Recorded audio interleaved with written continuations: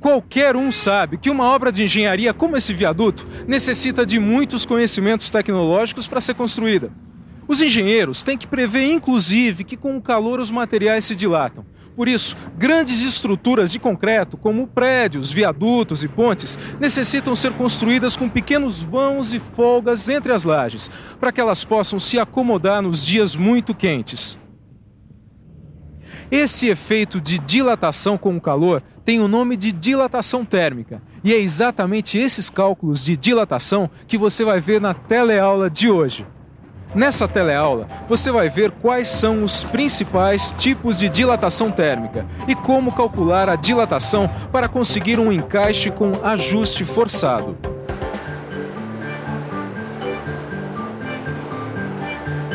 Mas não é só nas grandes obras de engenharia que se precisa calcular a dilatação térmica. Existem muitas empresas, como essa aqui onde a gente está, por exemplo, que fabricam e montam conjuntos mecânicos, como, por exemplo, esse redutor de velocidade aqui.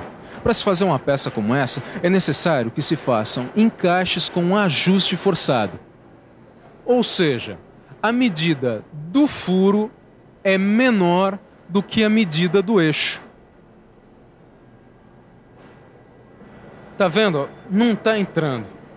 Como será possível fazer esse encaixe forçado sem danificar as peças componentes do sistema? Pois é exatamente esses cálculos que você vai ver hoje. E muita atenção, que a nossa teleaula está apenas começando. O encaixe forçado, como esse que você está vendo aqui, não é nenhum milagre nem produto de mágica. É apenas o resultado da aplicação de conhecimento científico sobre dilatação térmica.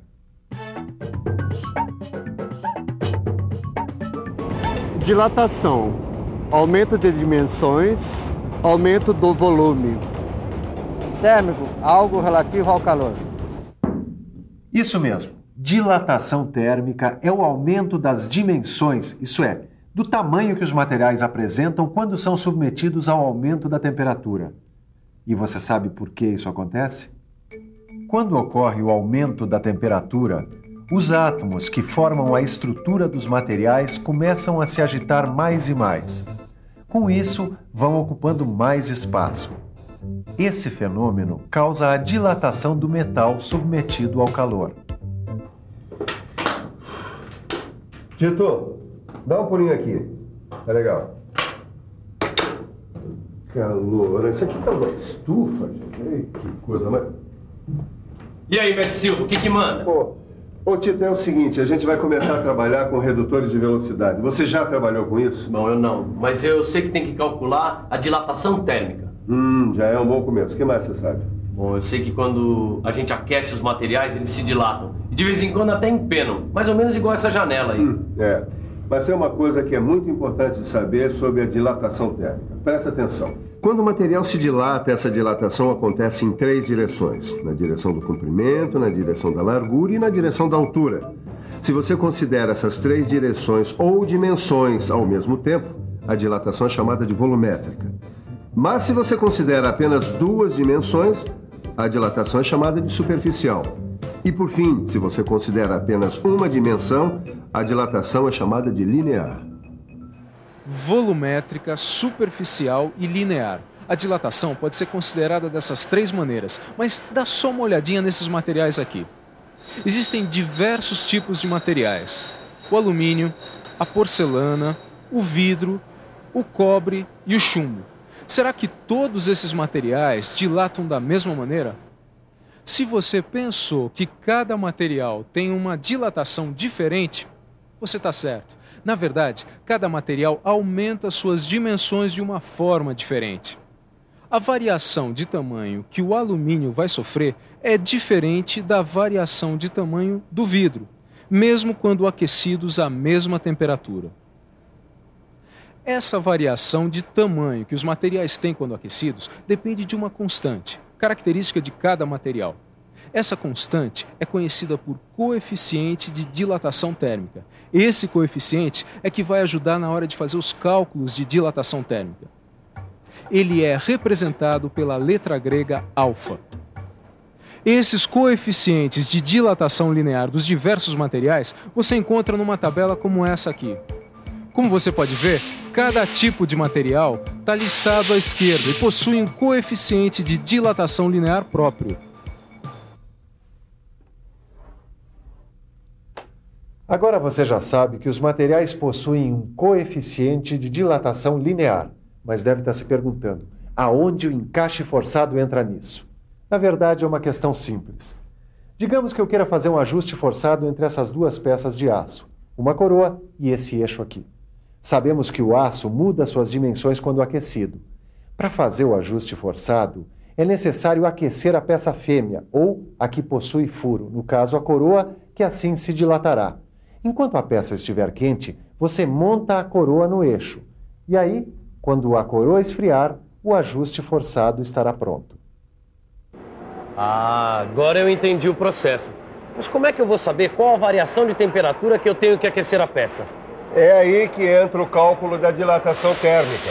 Agora, para fazer esse cálculo, que tipo de dilatação eu uso? A dilatação volumétrica, a dilatação superficial ou a dilatação linear?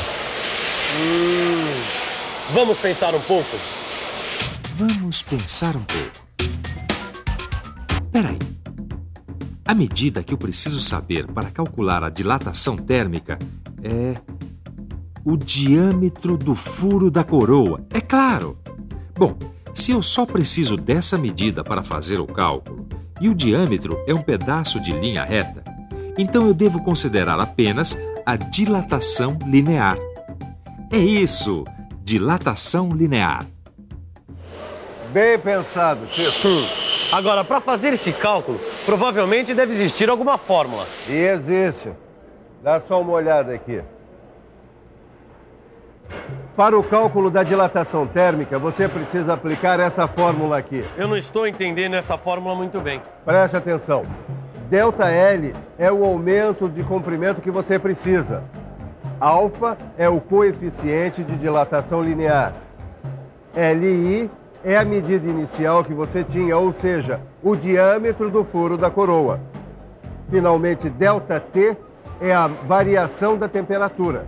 Quer dizer que sempre que eu quiser calcular o aumento do comprimento de uma peça, eu utilizo essa fórmula? Sim, com ela você vai poder calcular aproximadamente qual o aumento do diâmetro que você precisa para encaixar a coroa no eixo.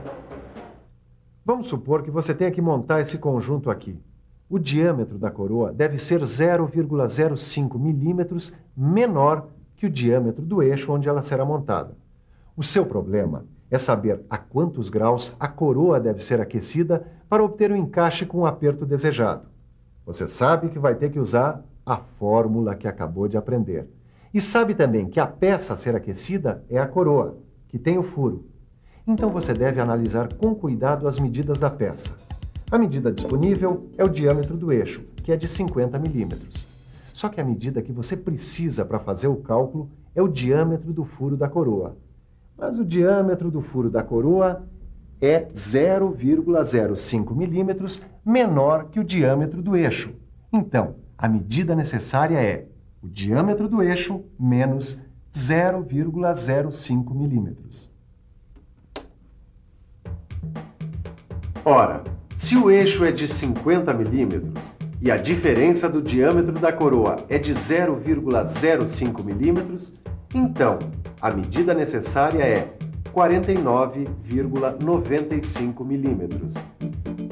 Para saber qual é o coeficiente de dilatação do aço, é só verificar na tabela que você já conhece. E o valor de alfa é 0,000012. Por último, você tem que ΔL, ou o aumento do diâmetro, é de 0,05 milímetros. Então nós já temos os elementos que precisamos para calcular ΔT, que é a variação da temperatura. Agora, é só substituir os valores na fórmula que você aprendeu ainda há pouco. Nós temos 0,05 igual a 0,000012 vezes 49,95 vezes ΔT. Mas em matemática, uma fórmula pode ser reescrita para se descobrir o valor que falta. Para isso, é preciso isolar o elemento cujo valor não se conhece. Isola-se o elemento desconhecido. Então fica ΔT igual a 0,05 dividido pelo produto de 0,000012 por 49,95. Daí é só dar sequência ao cálculo que você chegará ao valor da variação da temperatura necessária para aquecer a coroa, 83,4 graus Celsius. Quer dizer, então, se eu aquecer esta coroa com esta variação de temperatura, eu vou conseguir um encaixe no eixo. E voltando à temperatura normal, eu vou ter um encaixe com ajuste forçado. É isso? É isso mesmo. Você vai conseguir sem precisar danificar o conjunto. Por exemplo, se a temperatura normal, isso é, se a temperatura ambiente for de 20 graus, você deverá aquecer a coroa até 20 graus mais 83,4 graus, o que dá 103,4 graus Celsius. Vamos dar uma olhada como isso funciona? Vamos lá.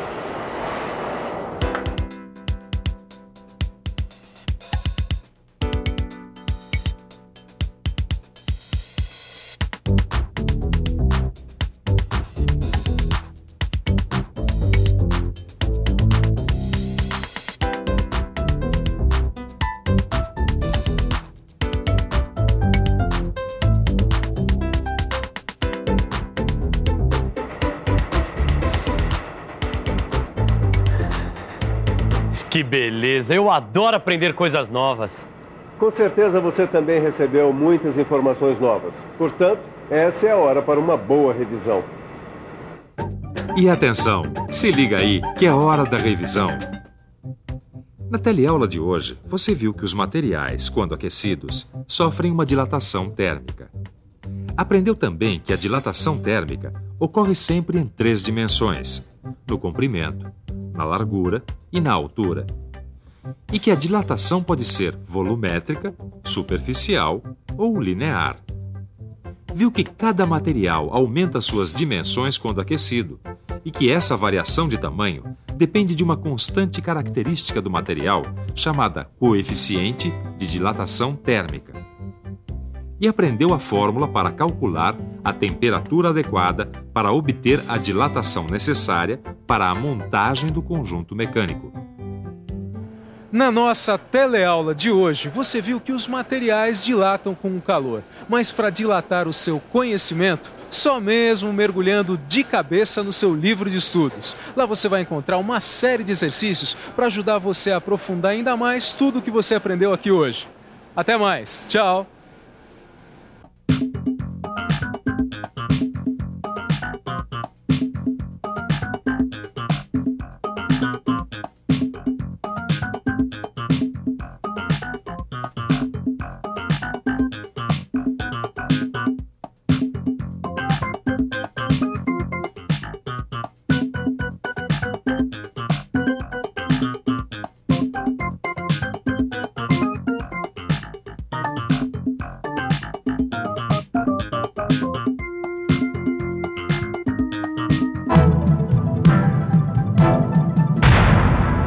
Telecurso 2000, um programa de educação do Sistema Fiesp e da Fundação Roberto Marinho.